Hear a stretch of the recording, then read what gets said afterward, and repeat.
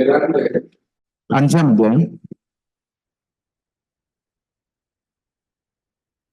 ഈ 5-ാം അധ്യായത്തിലെ ഏതാനും വാക്യങ്ങളാണ് നമ്മൾ ഇന്ന് സംസാരിക്കുന്നത്. എങ്കിൽ പോലും അത് മുഴുവൻ എന്താണെന്ന് നമുക്ക് ഒന്ന് ശ്രദ്ധിക്കാം. ഗലാത്യലേഖനം 5 എന്ന് പറയുന്നത് അതിന്റെ തുടക്കത്തിൽ പറയുന്നത് നമ്മുടെ സ്വാതന്ത്ര്യത്തെക്കുറിച്ചാണ്, ക്രിസ്തുവിലുള്ള നമ്മുടെ സ്വാതന്ത്ര്യത്തെക്കുറിച്ചാണ്. വീണ്ടും നമ്മൾ അടിമ നുഖത്തിൽ കുടുങ്ങിപ്പോകരുത്. അതായത് പഴയ നുഖത്തിൽ, അതായത് ന്യായപ്രമാണത്തിന്റെ നുഖത്തിൽ നിങ്ങൾ കുടുങ്ങിപ്പോകരുതെന്ന് ഇവിടെ പറയുന്നു. അതെങ്ങനെയാണ് കുടുങ്ങിപ്പോയതെന്ന് ചോദിച്ചു കഴിഞ്ഞാൽ, ഈ ഗലാത്യ സഭയിലുള്ള പല ആളുകളും ഈ ന്യായപ്രമാണം കൂടെ അനുസരിക്കണം എന്നുള്ളൊരു ഉപദേശത്തിൽ കുടുങ്ങിപ്പോയി. ആ കുടുക്ക് ഇന്നും ഉണ്ട്. ആ കുടുക്ക് ഇന്നും നമ്മുടെ സഭകളിലെല്ലാം കുടുക്ക് കിടപ്പുണ്ട്. കാരണം കൃപ കൊണ്ട് മാത്രം എങ്ങനെയാണ് ഒരാൾ രക്ഷിക്കപ്പെടുന്നത്, വിശ്വാസത്താൽ മാത്രം എങ്ങനെയാണ് ഒരാൾ രക്ഷിക്കപ്പെടുന്നത്, കുറച്ച് ന്യായപ്രമാണത്തിന്റെ പ്രവൃത്തികളിലൂടെ ഇല്ലാതെ നിങ്ങൾ രക്ഷപ്പെടുമോ എന്ന് ചോദിക്കുന്ന ആളുകൾ ഇന്നും ഉണ്ട്. അന്നും ഉണ്ടായിരുന്നു, ഇന്നും ഉണ്ടായിരുന്നു.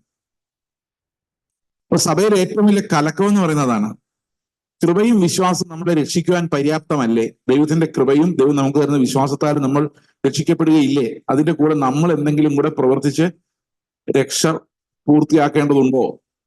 ഇത് അന്നും ചോദിക്കുന്ന ചോദ്യമാണ്. അന്നും ആളുകളാണ് ചോദിച്ചത്. അതായത് ന്യായപ്രമാണത്തിന്റെ പ്രവൃത്തികൾ നിങ്ങൾ എങ്ങനെയാണ് ഒഴിവാക്കുന്നത്, അതില്ലാതെ എങ്ങനെ പറ്റും?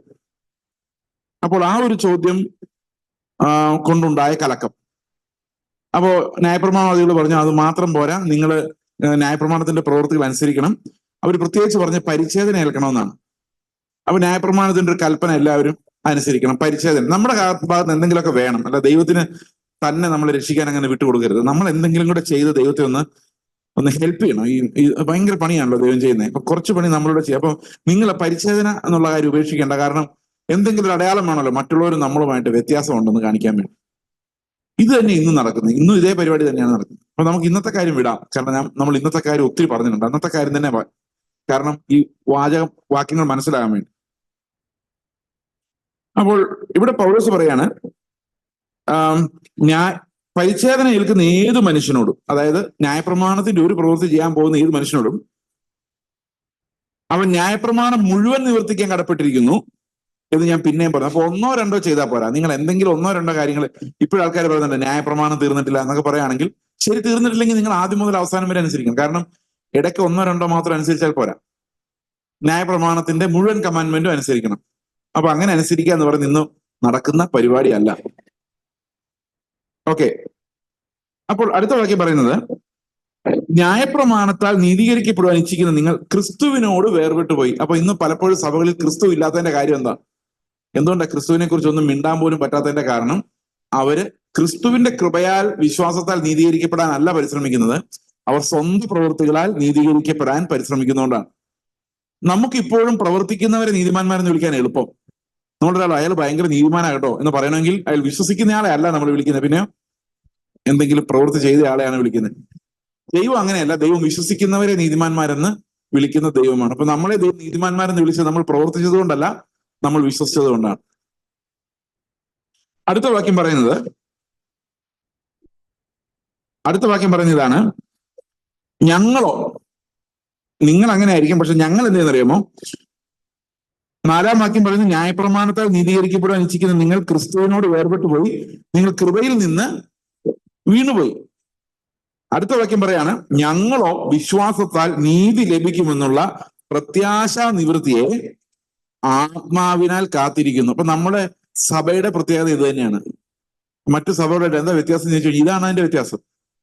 മറ്റാളുകള് പൊതുവെ, എല്ലാവരും അല്ല, പൊതുവെ നമ്മൾ കാണുന്ന സഭകളിലെല്ലാം എന്താ അവർ ചെയ്യുന്നതെന്ന് വെച്ച് കഴിഞ്ഞാൽ, അവര് പ്രവൃത്തികളാൽ നീതീകരിക്കാൻ പരിശ്രമിക്കും. വലിയൊരു സംഘം ആൾക്കാരും പ്രവൃത്തികളാൽ നീതീകരിക്കാൻ പരിശ്രമിക്കുന്നു. അങ്ങനെ സ്വർഗത്തിൽ പോകാൻ പരിശ്രമിക്കുമ്പോൾ നമ്മൾ എന്ത് ചെയ്യുന്നു? ഞങ്ങളോ വിശ്വാസത്താൽ നീതി ലഭിക്കുമെന്നുള്ള പ്രത്യാശ നിവൃത്തിയെ ആത്മാവിനാൽ കാത്തിരിക്കും. ഇതാണ് ഡിഫറൻസ്. ഇതൊരു വലിയ ഡിഫറൻസ് ആണ്. കാരണം അന്നത്തെ സഭയിൽ ഏറ്റവും കൂടുതൽ കലക്കമുണ്ടാക്കിയ ആളുകള് ഇത് വിശ്വസിച്ചവരാ, ഈ പ്രവൃത്തിയാൽ നീതീകരണം എന്ന് വിശ്വസിച്ചവരാ. മനുഷ്യർക്ക് സ്വാഭാവികമായിട്ട് അങ്ങനെ വിശ്വസിക്കാനാണ് എളുപ്പം. മനുഷ്യർ അങ്ങനെ വിശ്വസിക്കുള്ളൂ. പക്ഷെ കർത്താവിന്റെ സുവിശേഷം വരുമ്പോഴാണ് അത് അങ്ങനെയല്ല, അത് നമുക്ക് എത്തിപ്പറ്റാൻ പറ്റുന്ന ഒരു കാര്യമല്ല, ദൈവത്തിന്റെ നീതിയാണെന്നുള്ള കാര്യം മനസ്സിലാകുന്നു. പിന്നെ അടുത്ത വാക്യം പറയുന്നത്, ക്രിസ്തു യേശുവിൽ പരിച്ഛേദനയല്ല, അഗ്രചർമ്മവുമല്ല, സ്നേഹത്തിൽ വ്യാപരിക്കുന്ന വിശ്വാസം അത്രേ കാര്യം. അപ്പോ പരിച്ഛേദന ഏറ്റവും ഇല്ലയോ, നമ്മുടെ ഭാഷ പറഞ്ഞ ആഭരണം ഊരിയോ ഇല്ലയോ, ഇതൊന്നും അല്ല വിഷയം, ഇതൊന്നും അല്ല വിഷയം. പിന്നെ എന്താണ് വിഷയം? സ്നേഹത്താൽ വ്യാപരിക്കുന്ന വിശ്വാസം. അപ്പൊ വിശ്വാസം എങ്ങനെ വ്യാപരിക്കണം? നമ്മളിൽ എങ്ങനെ വിശ്വാസം വ്യാപരിക്കുന്നത്? അരമണിക്കൂർ കൂടുതൽ പ്രാർത്ഥന നല്ല കാര്യമാണ്, പക്ഷെ അങ്ങനല്ല വിശ്വാസം വ്യാപരിക്കേണ്ടത്. എങ്ങനെ വ്യാപരിക്കേണ്ടത്? ഒരു സഹോദരനെ കാണുമ്പോൾ, ജോൺസൺ ബ്രദർ പറഞ്ഞ പോലെ, ഒരു സഹോദരനെ കാണുമ്പോൾ അയാളോടുള്ള സ്നേഹത്തിലൂടെയാണ് ഈ വിശ്വാസം വ്യാപരിക്കേണ്ടത്. അപ്പൊ സ്നേഹത്തിലൂടെ വിശ്വാസം വ്യാപരിക്കുക എന്ന് പറഞ്ഞാൽ എന്താ അർത്ഥം? നമുക്ക് സാധാരണ ഒരാളെ കാണുമ്പോൾ praise the Lord, good morning, hello brother എന്നൊക്കെ പറയാൻ വിശ്വാസം വേണം. എന്തിന്? ആവശ്യമില്ല. പക്ഷെ ഈ സ്നേഹത്തിൽ വ്യാപരിക്കുന്ന വിശ്വാസം എന്ന് പറഞ്ഞാൽ എന്താ അർത്ഥം? നമ്മൾ ഒരാളെ ശരിക്ക് കർത്താവിന്റെ നാമത്തിൽ, ആ യേശുവിന്റെ സ്നേഹത്തോടെ സ്നേഹിക്കുകയാണെങ്കിൽ തീർച്ചയായിട്ടും വിശ്വാസം ഇല്ലാതെ പറ്റില്ല. കാരണം പലപ്പോഴും നമ്മൾ പ്രതീക്ഷിക്കുന്നില്ലെന്നും ആയിരിക്കില്ല ആ ആള് പെരുമാറുന്നത്. അപ്പൊ അതിനെ അതിജീവിക്കണമെങ്കിൽ കർത്താവ് എന്നെ വിശദീകരിക്കുന്നതാണ് എന്ന്, ഇപ്പൊ ഉദാഹരണത്തിന് ഭാര്യാഭർത്തൃ ബന്ധമായാലും മക്കളോടുള്ള ബന്ധമായാലും, ഞാൻ മനസ്സിലാക്കിയിരിക്കുന്ന ഒരു പാഠം എന്ന് പറയുന്നതാണ്, സ്നേഹം വ്യാപരിക്കണമെങ്കിൽ അവിടെ കർത്താവിലുള്ള ഒരു വിശ്വാസം ഇല്ലാതെ നടക്കില്ല. കാരണം മാനുഷികമായിട്ട് ഉണ്ടാക്കിയെടുക്കാൻ പറ്റുന്ന ഒന്നല്ല ഈ അഗപ്പ എന്ന് പറയുന്ന. ആ ദൈവം തരുന്ന സ്നേഹത്തിൽ ഈ വിശ്വാസം ഇല്ലാതെ പറ്റില്ല. വിശ്വാസം ഇല്ലാതെ ഈ സ്നേഹം ഉണ്ടാക്കാൻ പറ്റത്തില്ല. ഇവര് ഈ ന്യായപ്രമാണവാദികൾ എന്താ കാത്തിരിക്കുന്നത്? ചെയ്യടാ, സ്നേഹിക്കടാ, അങ്ങനെ അതിനാ കാത്തിരിക്കുന്നത്. പക്ഷെ നമ്മൾ അതിലല്ല കാത്തിരിക്കുന്നത്. നമ്മൾ വിശ്വാസം നീതിയായി വരും. അതായത് വിശ്വാസം, സ്നേഹത്താൽ വ്യാപരിക്കുന്ന ഒരു വിശ്വാസം നമ്മുടെ ഉള്ളിൽ ഉണ്ടാകുമെന്ന്, അതാണ് ദൈവത്തിന് കാര്യമെന്ന് പൗലോസ് പറയുന്നു. മനസ്സിലാവുന്നുണ്ടോ അത്? അതായത് നമ്മൾ ഒരാളെ, ഈവൻ നമ്മുടെ സഭയെ, നമ്മുടെ കൂട്ടങ്ങളെ, നമ്മുടെ അടുത്തുള്ള ആളുകളെ, നമ്മുടെ അയൽവക്കക്കാരെ, നമ്മുടെ ഉപദ്രവം ചെയ്യുന്നവരെ നമുക്ക് സ്നേഹിക്കണമെങ്കിൽ എന്ത് വേണം? വിശ്വാസം വേണം. ആ സ്നേഹത്തിലൂടെ എന്ത് വ്യാപരിക്കണം? വിശ്വാസം ഇല്ലാതെ നമുക്ക് ആരെ സ്നേഹിക്കാൻ, ആഴമായിട്ട് സ്നേഹിക്കാൻ പറ്റില്ല. നമുക്ക് വേണമെങ്കിൽ കഞ്ഞി കൊടുക്കാം, ഒരു ചായ കൊടുക്കാം, പക്ഷെ അതിൽ കൂടി ഒരു സ്നേഹത്തിലേക്ക്, ജീവൻ കൊടുക്കുന്ന ഒരു സ്നേഹത്തിലേക്ക് പോകണമെങ്കിൽ അവിടെ ക്രിസ്തുവിന്റെ വിശ്വാസം ഇല്ലാതെ സാധിക്കില്ല. എന്നാൽ അടുത്ത വാക്യം പറയുന്നത്, ഈ സ്വാതന്ത്ര്യം ക്രിസ്തുവിൽ നമുക്കുണ്ടെങ്കിലും സ്വാതന്ത്ര്യത്തിനകത്ത് കുറച്ച് റെസ്പോൺസിബിലിറ്റീസ് ഉണ്ട്. അതെന്താണ്? ഇവിടെ നമ്മൾ താഴോട്ട് വായിക്കുമ്പോൾ 13-ാം വാക്യം പറയുകയാണ്, സഹോദരന്മാരെ, നിങ്ങൾ സ്വാതന്ത്ര്യത്തിനായി വിളിക്കപ്പെട്ടിരിക്കുന്നു. ഈ സ്വാതന്ത്ര്യം ജഡത്തിന് അവസരമാക്കുക മാത്രം ചെയ്യാതെ സ്നേഹത്താൽ അന്യോന്യം സേവിപ്പിൻ. അപ്പൊ സ്വാതന്ത്ര്യം എന്ന് പറയുന്നത് നമ്മൾ വിചാരിക്കും, ഓക്കെ, അപ്പോൾ ഈ സഭയിലെ ആൾക്കാർ പറയുന്നത് പ്രവൃത്തി ഒന്നും വേണ്ട, ഇഷ്ടം പോലെ ജീവിക്കാം, എങ്ങനെ വേണേലും ജീവിക്കാം, നിങ്ങൾ തോന്നിയ പോലെയൊക്കെ ജീവിച്ചാലും കുഴപ്പമില്ല എന്നാ പഠിപ്പിക്കുന്ന ആൾക്കാർ പറയും. അങ്ങനെയല്ല പൗലോസ് പറയുന്നത്. അതല്ല നമ്മൾ ഉദ്ദേശിക്കുന്നത്. നമ്മൾ ഉദ്ദേശിക്കുന്നത് എന്താണ്? ജഡത്തിന് അവസരം കൊടുക്കുന്ന ഒരു സ്വാതന്ത്ര്യമല്ല, സ്നേഹം വ്യാപരിക്കുന്ന ഒരു സ്വാതന്ത്ര്യമാണ്. എന്താണ് ഈ സ്നേഹം വ്യാപരിക്കുന്ന സ്വാതന്ത്ര്യം? ജഡത്തിന് അവസരമില്ലാതെ സ്നേഹം മാത്രം, സ്നേഹത്തിൽ അന്യോന്യം സേവിക്കുന്ന ഒരു സ്വാതന്ത്ര്യം. അപ്പൊ നമുക്ക് വേറൊരാളെ സ്നേഹിക്കാൻ നമുക്ക് തടസ്സമില്ല എന്നുള്ളതാണ്. അതായത് ക്രിസ്തുവിന്റെ സ്നേഹത്താൽ സ്നേഹിക്കാൻ. അല്ല, വേറെ പലതരം സ്നേഹങ്ങളുണ്ട്, അതൊന്നും നിങ്ങൾ തെറ്റിദ്ധരിക്കരുത്. ഇത് യേശുക്രിസ്തുവിന്റെ സ്നേഹത്തെ കുറിച്ച് മാത്രമാണ് നമ്മൾ പറയുന്നത്. യേശുക്രിസ്തുവിന്റെ സ്നേഹത്തിന് യാതൊരു തടസ്സവുമില്ല. ഉണ്ടോ? ഒരു തടസ്സവുമില്ല. അടുത്ത വാക്യം, കൂട്ടുകാരനെ നിന്നെപ്പോലെ തന്നെ സ്നേഹിക്കണമെന്നുള്ള ഏക വാക്യത്തിൽ ന്യായപ്രമാണം മുഴുവനും അടങ്ങിയിരിക്കുന്നു. അപ്പൊ ന്യായപ്രമാണം മുഴുവൻ കാണാതെ പഠിക്കേണ്ട കാര്യമില്ല. എന്ത് ചെയ്താൽ മതി? കൂട്ടുകാരനെ എന്നെ എങ്ങനെ സ്നേഹിക്കുന്നോ അത്രയും ഞാൻ എൻ്റെ കൂട്ടുകാരനെ സ്നേഹിച്ചാൽ ഞാൻ ന്യായപ്രമാണത്തിലെ എല്ലാ കൽപ്പനകളും അനുസരിച്ചു. കൊല ചെയ്യരുതെന്നുള്ള കൽപ്പന അനുസരിച്ചു. എങ്ങനെ അനുസരിച്ചു? അവനെ ഞാൻ എന്നെ പോലെ സ്നേഹിക്കുകയാണെങ്കിൽ ഞാൻ അവനെ കൊല്ലുവോ? ഇല്ല, അത് കവറായി. വ്യഭിചാരം ചെയ്യരുത്. ശരിക്കും പറഞ്ഞു കഴിഞ്ഞാൽ ദൈവത്തെ സ്നേഹിക്കുന്ന ആർക്കും വ്യഭിചാരം ചെയ്യാൻ പറ്റത്തില്ല. കാരണം എന്താ? വേറൊരാളുടെ അവകാശത്തിന്മേലേക്കാണ് ഈ വ്യഭിചാരി കടന്നു കയറുന്നത്. അതായത് വ്യഭിചാരി എന്ന് പറയുന്ന സഹോദരനെ സ്നേഹിക്കുന്ന ഒരാൾക്ക് എന്ത് ചെയ്യാൻ പറ്റത്തില്ല? വ്യഭിചാരം ചെയ്യാൻ പറ്റില്ല. ഇപ്പം ചില ആൾക്കാർ പറയുന്നത് വ്യഭിചാരം തന്നെ സ്നേഹമാണെന്ന് പറയുന്നത് അല്ലേ? അവർ അങ്ങോട്ടും ഇങ്ങോട്ടും ഭയങ്കര സ്നേഹമായിട്ടാണല്ലോ അവർ വ്യഭിചാരം ചെയ്യുന്നത്.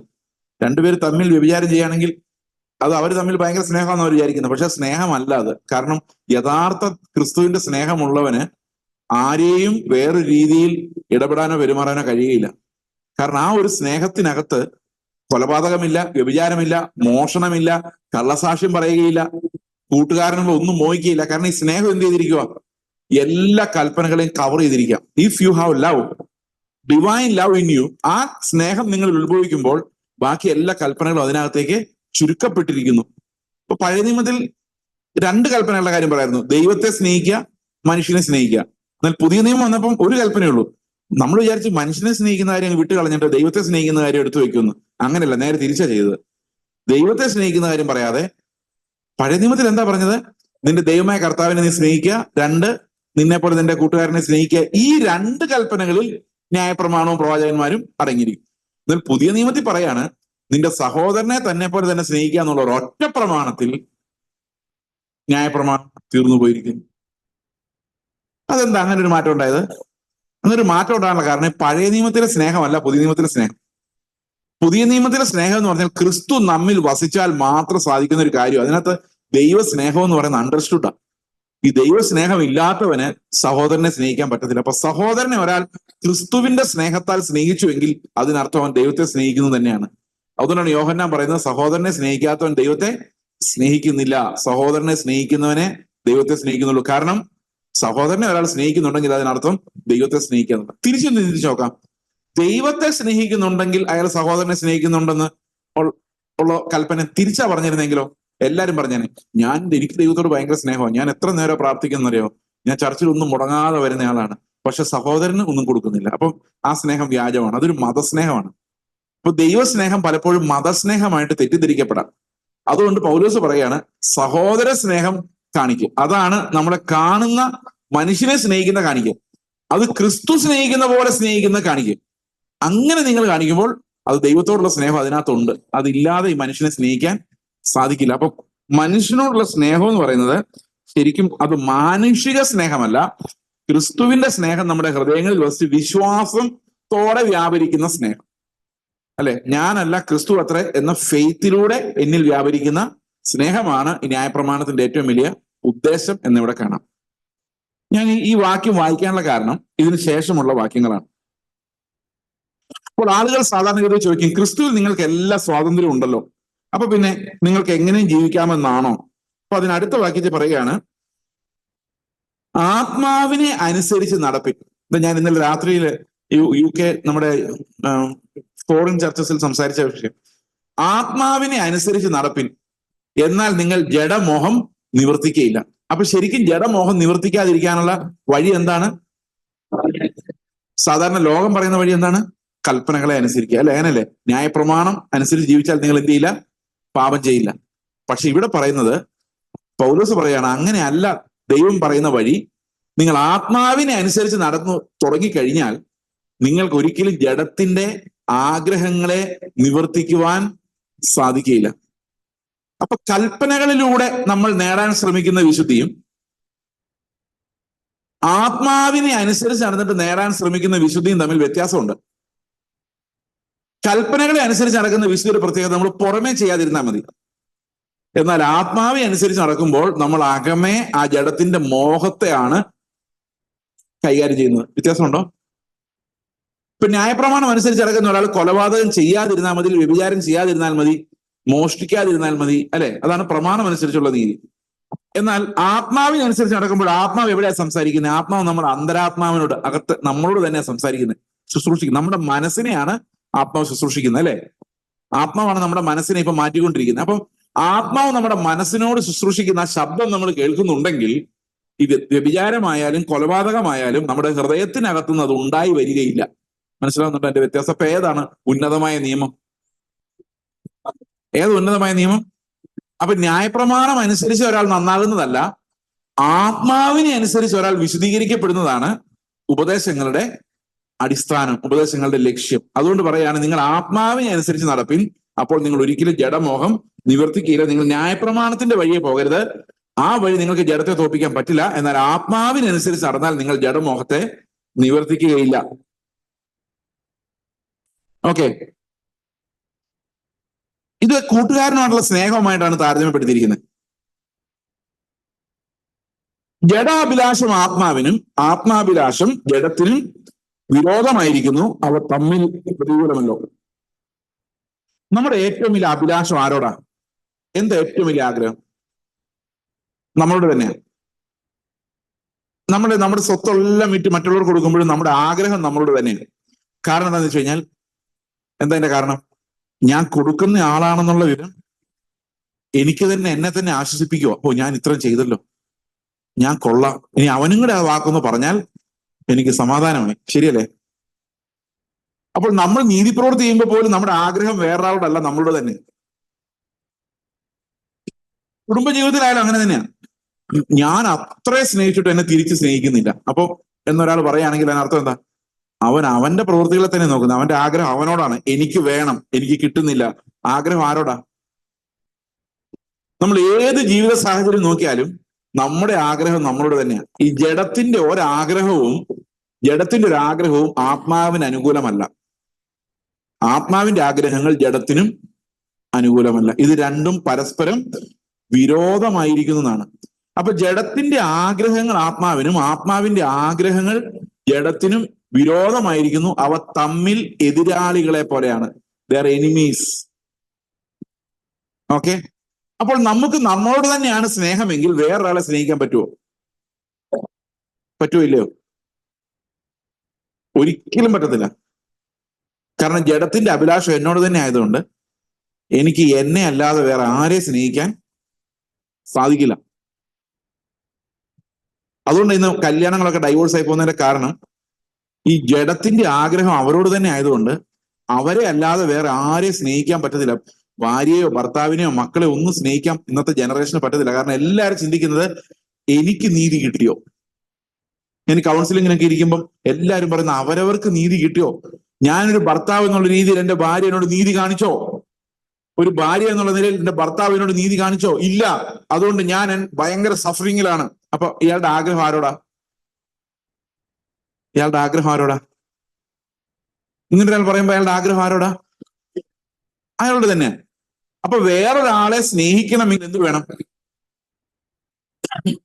വേറൊരാളെ സ്നേഹിക്കണമെങ്കിൽ ഈ ജഡത്തിന്റെ ആഗ്രഹം ഗ്രാറ്റിഫൈഡ് ആകരുത്. നമ്മൾ തകർന്നും പൊളിഞ്ഞുമാണ് എന്ത് ചെയ്യുന്നത്? വേറൊരാളോട് സ്നേഹം കാണിക്കാൻ പറ്റുള്ളൂ. Unless V R on the cross we cannot love anyone. നമ്മൾ ക്രൂശിക്കപ്പെട്ട അവസ്ഥയിൽ അല്ലെങ്കിൽ നമുക്ക് ആരെയും സ്നേഹിക്കാൻ സാധിക്കില്ല. നമ്മുടെ ജഡത്തിന്റെ മോഹവും ഈ ക്രിസ്തുവിന്റെ സ്നേഹവും ഒരുപോലെ നമ്മളിൽ പ്രവർത്തിക്കുകയില്ല. ഓക്കെ?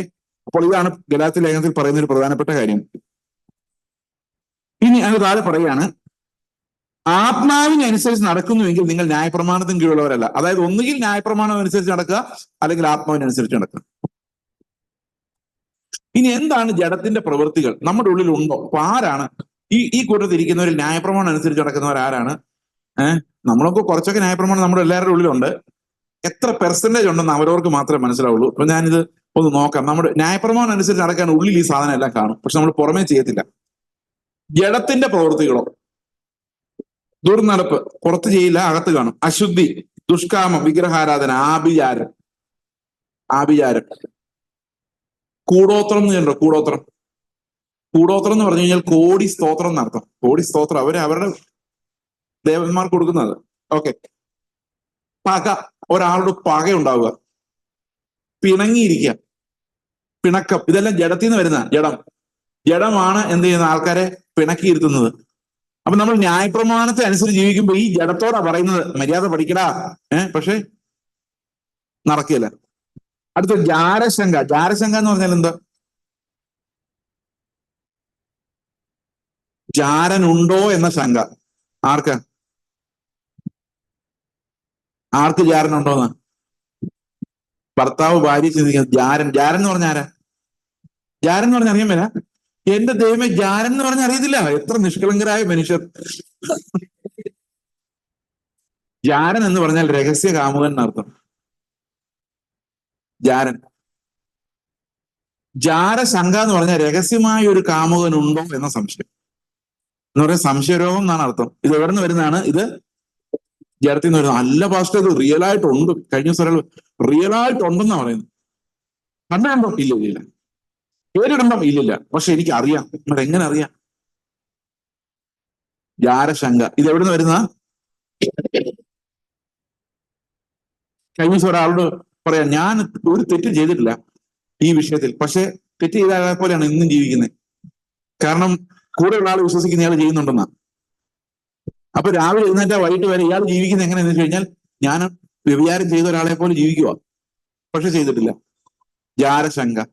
അപ്പൊ ഈ ജാരശങ്ക ഉണ്ടാകുന്ന ആരുള്ള സ്നേഹം കൊണ്ടാ? ആരുള്ള സ്നേഹം കൊണ്ടാ ജാരശങ്ക ഉണ്ടാകുന്നത്? അവനവനുള്ള സ്നേഹം കൊണ്ട്. അപ്പം ശരിക്കും പറഞ്ഞു കഴിഞ്ഞാൽ ന്യായപ്രമാണത്തിന്റെ വഴി നമ്മൾ എത്ര പോയാലും ഈ ജഡത്തിന്റെ പ്രവൃത്തികൾ ഒന്നും നശിക്കുകയില്ല. ഇതെല്ലാം ഉള്ളിൽ കിടക്കും. ശരിയാണോ? ശരിയാണോ ഞാൻ പറഞ്ഞത്? കാരണം ഈ ന്യായപ്രമാണം എല്ലാം കൽപ്പിക്കുന്ന ഈ ജഡത്തോടാണ്. എന്നാൽ ആത്മാവിനനുസരിച്ച് നടന്നാൽ ഈ ജഡം അവിടെ ഉയരുകയില്ല. കാരണം ജഡത്തിന്റെ പ്രവൃത്തികൾ തന്നെ ഇല്ലാതായി പോകണമെങ്കിൽ നമ്മൾ ആത്മാവിന്റെ ശബ്ദം കേൾക്കണം. അടുത്തത് ക്രോധം, ശാഠ്യം, ദ്വന്ദ്വപക്ഷം, ഭിന്നത, അസൂയ, മദ്യപാനം, വെറുക്കൂത്ത്, ഇതെല്ലാം എന്തിന്റെ ഭാഗമാണ്? ഈ ജഡത്തിന്റെ പ്രവൃത്തികളുടെ ഭാഗം. ഒരു സഭയിൽ വന്നിട്ട് വെറുക്കൂത്ത് എന്നൊന്നും പറയേണ്ട കാര്യമില്ല. നമ്മൾ ആരും അതിനകത്തൊന്നും പോകുന്നില്ല എന്ന് വിചാരിക്കാം. ആർക്കറിയാം? അസൂയ, ഇത് കണ്ടുകൊണ്ടിരിക്കുന്നതും പ്രശ്നമാണ്. അടുത്തത്, ഈ വക പ്രവർത്തിക്കുന്നവർ ദൈവരാജ്യം അവകാശമാക്കിയില്ല. അപ്പൊ ആരെ കുറിച്ച് ഇത് പറഞ്ഞു വരുന്നത്? ആത്മാവിനനുസരിച്ച് നടക്കുന്നവരെ കുറിച്ചാണോ ഇത് പറയുന്നത്, അതോ ന്യായപ്രമാണത്തിനനുസരിച്ച് നടക്കുന്നവരെ കുറിച്ചാണോ? ന്യായപ്രമാണം അനുസരിച്ച് നന്നാവാൻ ശ്രമിക്കുന്നവരാണ്. ഈ വക കാര്യങ്ങൾ നിങ്ങളുടെ ഹൃദയത്തിൽ ഉണ്ടെങ്കിൽ നിങ്ങൾ സ്വാതന്ത്ര്യമുള്ളവരല്ല, ക്രിസ്തുവിൽ നിന്ന് സ്വാതന്ത്ര്യം പ്രാപിച്ചവരല്ല, ആത്മാവിൽ നടക്കുന്നവരല്ല. കാരണം ഇതൊക്കെ ആത്മാവിന് വിരോധമാണ്. പൗലോസ് പറയാണ്, ആത്മാവിനനുസരിച്ച് നടക്കണമെന്ന് ഞാൻ നിങ്ങളോട് പറയുമ്പോൾ നിങ്ങൾ വിചാരിക്കരുത് ഇങ്ങനെയൊക്കെ ജീവിക്കാന്ന്. ഇല്ല, ഇതല്ല. ജഡാഭിലാഷം ആത്മാവിന് വിരോധമാണ്. ആത്മാവിനനുസരിച്ച് നടക്കുന്ന ഒരാൾ ഒരിക്കലും ഇങ്ങോട്ട് പോവുകയില്ല. അടുത്തത് അസൂയ, ദൈവരാജ്യം അവകാശമാക്കിയില്ല. അപ്പൊ ആര് ദൈവരാജ്യം അവകാശമാക്കിയില്ല? ആരാ ദൈവരാജ്യം അവകാശമാക്കാത്ത ആൾക്കാര്? ന്യായപ്രമാണ പ്രകാരം നന്നാകാൻ ശ്രമിക്കും, ഇപ്പോൾ ജഡത്തിൽ തന്നെ വസിക്കുകയും ചെയ്യുന്നവർ ദൈവരാജ്യം അവകാശമാക്കുകയില്ല. അടുത്തത് ആത്മാവിന്റെ ഫലമോ, അത് നമ്മൾ എപ്പോഴും പറയുന്ന കാര്യമാണ്. സ്നേഹം, സന്തോഷം, സമാധാനം, ദീർഘക്ഷമ, ദയ, പരോപകാരം, വിശ്വസ്തത, സൗമ്യത, വിജയം. ഈ വകയ്ക്ക് വിരോധമായി ഒരു ന്യായപ്രമാണമില്ല. അപ്പൊ ആത്മാവ് നമ്മുടെ ഉള്ളിൽ ഉണ്ടായാൽ ന്യായപ്രമാണം ഓൾറെഡി നമ്മുടെ ഉള്ളിൽ വന്നു. ഈ തോട്ട് പ്രോസസ് മനസ്സിലായി എന്താ പൗലോസ് പറഞ്ഞു വരുന്നത്? അപ്പോ ആത്മാവിനനുസരിച്ച് നടക്കുന്നവരും ന്യായപ്രമാണത്തിനനുസരിച്ച് നടക്കുന്നവരും എങ്ങനെയാണ് പാപത്തെ കൈകാര്യം ചെയ്യുന്നതെന്നാണ് ഇവിടെ പൗലോസ് പറഞ്ഞു വരുന്നത്.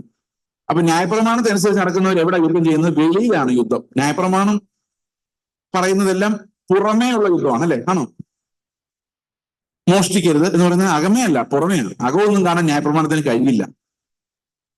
എന്നാൽ ആത്മാവ് നമ്മുടെ ഉള്ളിൽ വരുമ്പോൾ നമ്മുടെ യുദ്ധം ആന്തരികമാണ്, അകത്താണ് യുദ്ധം, പുറത്തോട്ട് വരുന്നതേ ഇല്ല. കാരണം ജഡത്തിന്റെ ഇഷ്ടം നിവർത്തിക്കപ്പെടുന്നില്ല, അത് ഗ്രാറ്റിഫൈ ചെയ്യപ്പെടുന്നില്ല, അത് വെളിയിലേക്ക് വരുന്നില്ല.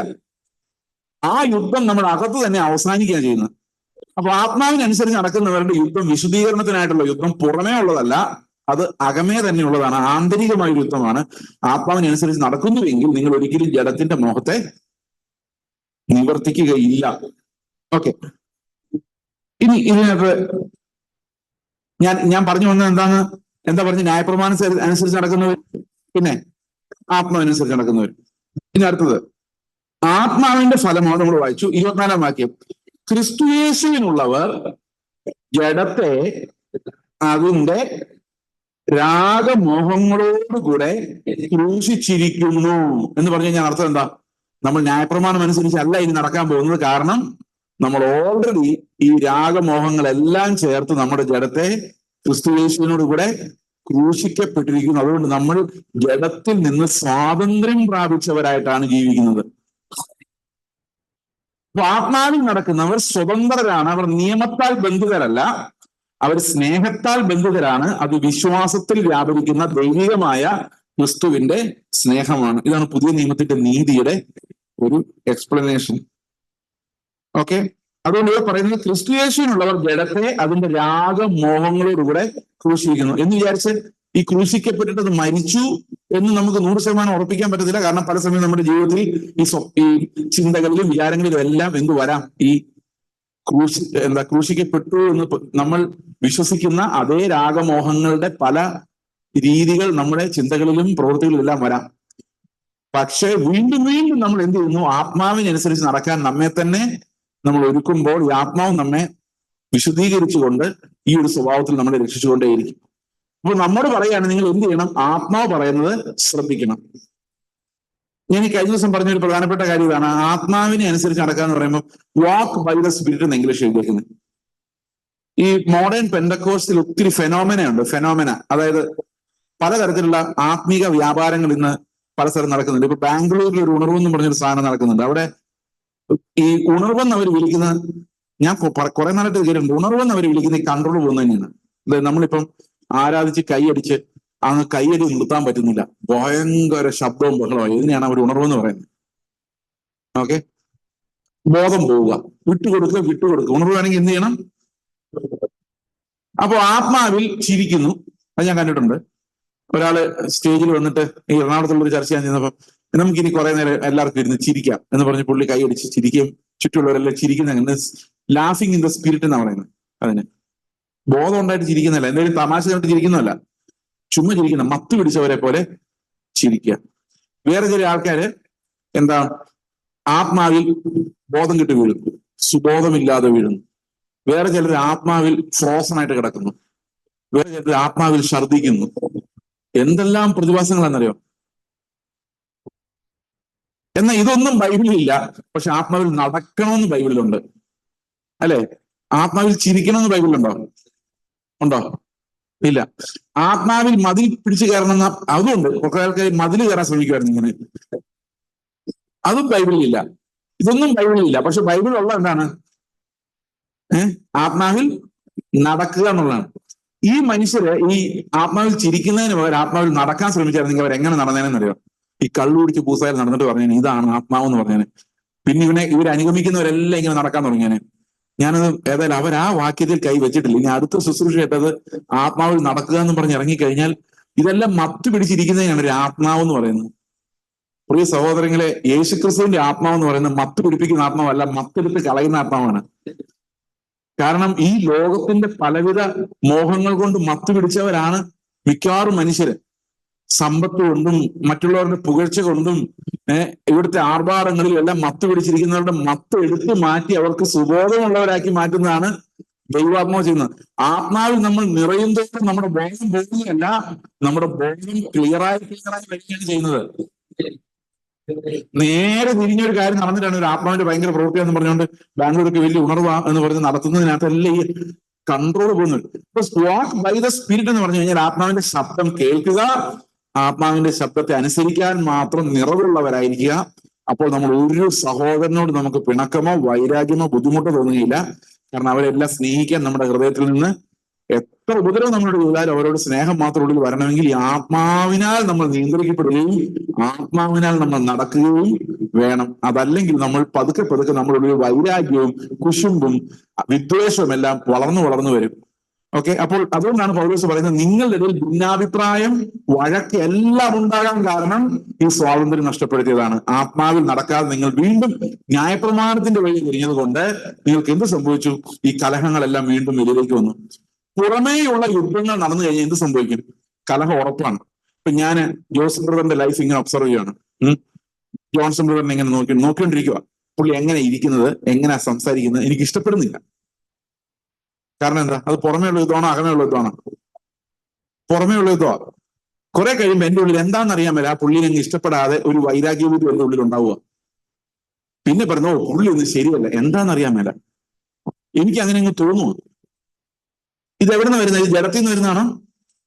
ആണ് അല്ലെ? അപ്പൊ ജഡത്തിൽ ജീവിക്കുമ്പോൾ കുറെ കഴിയുമ്പോൾ ചില ആൾക്കാർ നമ്മളൊക്കെ അങ്ങ് മടുക്കുക. പിന്നെ അവരെ അങ്ങ് സ്നേഹിക്കാൻ പറ്റത്തില്ല. നമ്മുടെ ഹൃദയം അവരോട് അങ്ങ് ഒരു ലോക്ക് നിൽക്കുക. ഇങ്ങനെയാണ് സഹോദരന്മാർ തമ്മിൽ അകന്നകന്ന് പോകുന്നത്. പിന്നെ ആ സഹോദരൻ വന്ന് കെട്ടിപ്പിടിച്ചാലും ഒന്നും ശരി എന്ന് പറഞ്ഞിട്ട് പോകുന്നതല്ലാതെ ഇവരുടെ ഉള്ളം അലിയുന്നില്ല. ശരിയാണോ? കാരണം അത്ര അപകടകരമാണ് ഈ ജഡത്തിലുള്ള ജീവിതം, പുറമേയുള്ള ലൈഫ്. ആ പുറം മനുഷ്യന്റെ അനാലിസിസ്, വിലയിരുത്തലുകള്. സഹോദരങ്ങൾ, ഒരിക്കൽ കൂടി ഞാൻ പറയട്ടെ, നമ്മളെല്ലാം ഒരുപോലെ കൃപ വേണ്ടവരാണ്, ഒരുപോലെ ആത്മാവിനെ നടത്തപ്പെടേണ്ടവരാണ്, ഒരുപോലെ ക്രിസ്തുവിനെ പോലെ ആകേണ്ടവരാണ്. നമ്മളെല്ലാം ദൈവത്തിന് മുമ്പിൽ ഒരുപോലെയാണ്. കാരണം നമ്മൾ വീണ്ടും ജനിച്ചവരാണ് എങ്കിൽ നമ്മളെല്ലാം ഒരേപോലെയാണ്. ഒരാളാൽ വേറൊരാൾ ഒടുങ്ങിപ്പോകരുത്. ഇവിടെ അങ്ങനെ ഒരു വാക്യം കൊണ്ട് ഇതിനകത്ത് എഴുതിയിട്ടുണ്ട്, ഒരുവനാൽ ഒരുവൻ. ഗലാത്യ ലേഖനം 5-ാം അധ്യായത്തിൽ അതിന്റെ 15-ാം വാക്യം, നിങ്ങൾ അന്യോന്യം കടിക്കുകയും തിന്നുകളയുകയും ചെയ്താലോ ഒരുവനാൽ ഒടുങ്ങിപ്പോകാതിരിപ്പാൻ സൂക്ഷിച്ചുകൊള്ളുവിൻ. കാരണം ഈ ന്യായപ്രമാണം അനുസരിച്ച് നടന്നു കഴിഞ്ഞാൽ അവസാനം എന്താ സംഭവിക്കുന്നത്? നമ്മൾ ഇത് വെച്ച് എല്ലാവരെയും വിലയിരുത്തും. ഇത് വെച്ച് എല്ലാവരെയും വിലയിരുത്തി കുറെ ആൾക്കാർ ശരിയല്ല, തൂക്കി നോക്കി അയാൾ ശരിയല്ല, തൂക്കി നോക്കി ഇയാൾ ശരിയല്ല, ഇങ്ങനെ വന്നു കഴിഞ്ഞാൽ നമ്മൾ എന്ത് ചെയ്യും? ഒരുത്തനാൽ വേറൊരുത്തൻ ഒടുങ്ങിപ്പോകുന്ന അവസ്ഥയിലേക്ക് വരും. അപ്പൊ ഞാൻ പണ്ട് കോളേജിൽ പഠിച്ചുകൊണ്ടിരുന്ന കാലത്ത് എന്നാൽ പലരും ഒടുങ്ങിപ്പോയിട്ടുണ്ട്. ഇവരുടെ കുറ്റങ്ങൾ ഞാൻ കണ്ടുപിടിക്കും. കുറ്റങ്ങൾ കണ്ടുപിടിച്ച പിന്നെ എനിക്ക് സമാധാനമില്ല. അവനെ കോളേജുകാർ ശിക്ഷിക്കുന്നവരെ എനിക്ക് സമാധാനമില്ല. ഞാൻ അതുമായിട്ട് പ്രിൻസിപ്പലിന്റെ അടുത്ത് വരെ പോകും. ഇത് ഇങ്ങനെ ഒരുത്തും ചെയ്തിട്ടുണ്ട്, അതിന് പരിഹാരം കാണണം. ഞാൻ അതിനേക്കാളും വലിയ പാപിയാണ്, അത് ആരെയും കാണാതെ ഞാൻ മറച്ചു വെച്ചിട്ടുണ്ട്. അതിനൊരു അറ്റം കണ്ടിട്ട് ഞാൻ അടങ്ങുള്ളൂ. അത് നീതിയാ, ആ നീതിബോധം, ഞാൻ നീതിമാനാണെന്നുള്ള ഒരു ഷോ അത്. ഇതാണ് ഗലാത്യ ലേഖനത്തിൽ ഈ പുറമെ ന്യായപ്രമാണത്താൽ നീതീകരിക്കപ്പെടാൻ ആഗ്രഹിക്കുന്ന ആൾക്കാർക്കല്ല ഏറ്റവും കുറഞ്ഞ ഒരു ഡസൻ ശത്രുക്കളെങ്കിലും ഉണ്ടായിരിക്കും. അവരോട് മറ്റുള്ളവർ ശത്രുക്കളായിരിക്കില്ല, പക്ഷെ ഇവരുടെ ഹൃദയത്തിൽ അവൻ ശരിയല്ല, ഞാൻ അതേ സ്പിരിറ്റിന് അടിമയായിട്ട് വർഷങ്ങൾ ജീവിച്ച ആളാണ്. കർത്താവ് ഇതിൽ നിന്നെ വെടിവെക്കുമ്പം എനിക്ക് ഇന്നുണ്ടായ ഒരു സ്വാതന്ത്ര്യം എന്ന് പറഞ്ഞ് ഏത് മനുഷ്യനോടും എനിക്ക് എന്നെക്കാളും ഭേദമെന്ന് ചിന്തിക്കാൻ കർത്താവ് എന്നെ പഠിപ്പിച്ചിട്ടുണ്ടെന്ന് ഞാൻ വിശ്വസിക്കുന്നു. Any one is better than me. കാരണം എന്നോട് കർത്താവിന് ക്ഷമിക്കാമെങ്കിൽ ആരോടും ക്ഷമിക്കാം.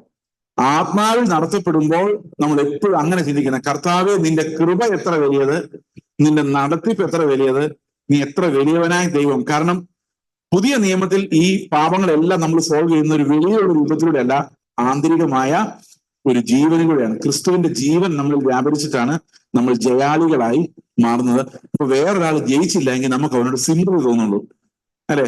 ഈ പലപ്പോഴും എക്സാമിനേഷൻ എഴുതി കഴിഞ്ഞ റിസൾട്ട് വരുമ്പം കുഴപ്പന്മാരായ കുറെ പിള്ളേർ കാണും. അവർ ചിലപ്പം ഒത്തിരി പഠിക്കുന്നവരോട് കൂട്ടമായിരിക്കും, ശരിയല്ലേ? പഠിക്കുന്ന ആൾക്കാരും പഠിക്കാത്ത ആൾക്കാരെല്ലാം കൂട്ടായിരിക്കും. പക്ഷെ അവസാനം ചിലർ ജയിക്കും, ചിലർ തോക്കും. അപ്പൊ ശരിക്കും ആ തോറ്റ ആൾക്കാരുടെ സ്നേഹം ഉണ്ടെങ്കിൽ ഈ ജയിച്ച ആള് അയാൾക്ക് എന്തായിരിക്കും തോന്നുന്നത്? അവൻ തോറ്റാലും കുഴപ്പമില്ല, ഞാൻ ജയിച്ചല്ലോ എന്നാണോ തോന്നുന്നത്? അല്ല, ഇവൻ തോറ്റുപോയില്ല, അവൻ കഷ്ടിച്ച് എന്റെ എത്ര മാർക്ക് മേടിക്കണ്ട, എന്നാലും കുറച്ചും കൂടെ ഒന്ന് നല്ല മാർക്ക് മേടിച്ച് പാസ്സായി കിട്ടുമായിരുന്നു, നല്ലതായിരുന്നു അവനും ആഗ്രഹിക്കില്ലേ? മനുഷ്യരുടെ കാര്യം. അപ്പൊ സഭയ്ക്കകത്ത് നമ്മൾ അങ്ങനെയല്ലേ ചിന്തിക്കേണ്ടത്, അല്ലെ? എന്റെ കൂടെ ഇരിക്കുന്നവരെല്ലാം എന്റെ അത്രയും മാർക്ക് മേടിക്കുന്നതല്ല, ഇത് ക്രിസ്തുവിന്റെ സ്നേഹമായതുകൊണ്ട് എന്റെ മുകളിൽ കടന്നു പോകണമെന്നാണ് ആഗ്രഹിക്കേണ്ടത്. അത് യഥാർത്ഥ സ്നേഹം എന്ന് പറയുന്നത് ഒരുവൻ വേറൊരാൾ ഒടുങ്ങിപ്പോവുകയല്ല, ഒരുവൻ വേറൊരാളാൽ പണിയപ്പെടുകയാണ്. അതുകൊണ്ട് അവസാനിപ്പിക്കുന്നതിന് മുമ്പ് ഒറ്റ ചോദ്യം: നിങ്ങൾ ആരെങ്കിലും ഒടുങ്ങിപ്പോകുന്നതിന് കാരണമായിട്ടുണ്ടോ? നിങ്ങളുടെ വായിലെ വാക്കുകളോ ചിന്തകളോ എന്തെങ്കിലും വേറൊരാൾ ഒടുങ്ങിപ്പോകുന്നു, പണിയുന്നതിനല്ല, നന്നാക്കുന്നതിനല്ല, ഒടുങ്ങിപ്പോകുന്നതിന് കാരണമാകുന്നുണ്ട് എങ്കിൽ നിങ്ങൾ ഇപ്പോഴും ന്യായപ്രമാണത്തിന് കീഴുള്ളവരാണ്. ന്യായപ്രമാണത്തിന് കീഴുള്ളവരാണെങ്കിൽ എന്ത് സംഭവിക്കും? ഉള്ളില് ദേഷ്യം, വൈരാഗ്യ ബുദ്ധി, ഈ ജഡത്തിന്റെ പ്രവൃത്തി എല്ലാം വരും. കാരണം പ്രമാണം എന്ന് പറയുന്നതിന് അങ്ങനെ നമ്മളെ കഠിനഹൃദയരാക്കാനുള്ള ഒരു കപ്പാസിറ്റി ഉണ്ട്. ഞാൻ പറയുന്നത് മനസ്സിലാകുന്നുണ്ടോ? അപ്പോൾ നിങ്ങൾ വീട്ടിലുള്ളവരായാലും മതി, അയൽവക്കാരായാലും മതി, ആരെങ്കിലും ഒരാൾ നിങ്ങളാൽ ഒടുങ്ങിപ്പോകാൻ സാധ്യതയുണ്ടെങ്കിൽ അതിനർത്ഥം you are still under law. കാരണം ഈ ലോ ഉണ്ടാക്കുന്ന സ്വയനീതീകരണത്തിൽ നിന്നാണ് ഈ കുലിമാലുകൾ മുഴുവൻ ഉണ്ടാകുന്നത്. ഗലാത്യ ലേഖനത്തിന്റെ ഈ 5ാം അധ്യായത്തിലുള്ള കാര്യങ്ങൾ പലരും എന്നോട് സംശയം ചോദിക്കായിരുന്നു. നിങ്ങളെല്ലാം ഫ്രീ ആന്ന് പറഞ്ഞിട്ട് അവസാനം ഇത്രയും പേര് ദൈവരാജ്യത്തിൽ പ്രവേശിക്കില്ല എന്നോട് എഴുതി വെച്ചിട്ടുണ്ടല്ലോ. അപ്പൊ പിന്നെ അത് ആരെക്കുറിച്ചാണ് പറയുന്നത്? അത് ഈ ന്യായപ്രമാണം അനുസരിക്കുകയും വിശ്വാസത്തിലേക്ക് വരാതെ, കൃപയിലേക്ക് വരാതെ നടക്കുകയും ചെയ്യുന്ന ആൾക്കാരെ കുറിച്ച് പറയാണ്. അങ്ങനെയുള്ളവർ വന്ന് നിങ്ങളെ തെറ്റിക്കരുത്, തെറ്റിച്ചു കഴിഞ്ഞാൽ ഇതായിരിക്കും പ്രശ്നം. എന്നാൽ ആത്മാവിൽ ജീവിക്കുന്ന നമ്മൾ ഈ ജഡത്തെ ക്രൂശിച്ചിട്ടാണ് ജീവിക്കുന്നതെന്നാണ് പൗലോസ് ഗലാത്യ ലേഖനത്തിൽ പറയുന്നത്. ഓക്കെ, അപ്പൊ നമുക്ക് ഇനി ബാക്കി അടുത്ത ദിവസം ചിന്തിക്കാം.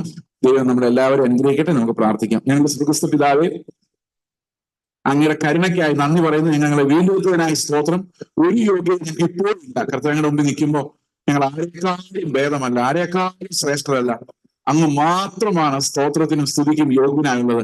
കർത്താവ്, ഞങ്ങൾ പ്രമാണം അനുസരിക്കുന്നവരായി, മറ്റുള്ളവരെ വിധിക്കുന്നവരായി നടക്കാതെ ആത്മാവിൽ ജീവിക്കുന്നവരായി, ഓരോരുത്തരെ പണിയുന്നവരായി കർത്താവ് ഞങ്ങളെ മാറ്റണമെന്ന് പ്രാർത്ഥിക്കുന്നു. അങ്ങനെ സഹോദര സ്നേഹത്തിലൂടെ വ്യാപരിക്കുന്ന ഒരു വിശ്വാസത്തോടെ വ്യാപരിക്കുന്ന ഒരു സ്നേഹം കർത്താവ് ഞങ്ങളിൽ ഉണ്ടാക്കണമെന്ന് പ്രാർത്ഥിക്കുന്നു. ആ വിശുദ്ധീകരണത്തിനായി ഞങ്ങൾ കാത്തിരിക്കുന്നു. കർത്താവായ യേശുക്രിസ്തുവിന്റെ നാമത്തിൽ തന്നെ ആമേൻ.